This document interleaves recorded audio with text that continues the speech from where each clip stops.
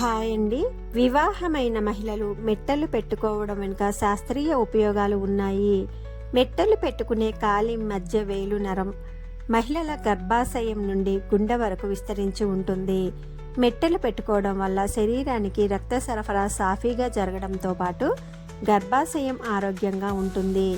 వివాహితులైన స్త్రీలు తాళి, నల్లపూసలు, కాళ్లకు మెట్టలు, పట్టీలు, నుదుటిన కుంకుమ, చేతికి గాజులు తప్పక ధరించాలి. ఇవి ధరించటం వెనుక సాంస్కృతిక, ఆధ్యాత్మిక, శాస్త్రీయ కారణాలు ఉన్నాయి. తాళి భార్యాభర్తల బంధానికి, అన్యోన్యతకు ప్రతీక. వివాహం అనేది రెండు కుటుంబాల మధ్య బంధాన్ని పెంచుతుంది. మంగళసూత్రంలోని బంగారం, నల్లపూసలు మెడ ప్రాంతంలోని ముఖ్యమైన శక్తి బిందువులను ప్రభావితం చేస్తాయని, నాడీ వ్యవస్థను ప్రశాంతపరుస్తాయని నమ్ముతారు. తాళి అనేది కేవలం ఆభరణం కాదు, అది వివాహ బంధాన్ని బలోపేతం చేసే ఒక పవిత్రమైన సంకేతం.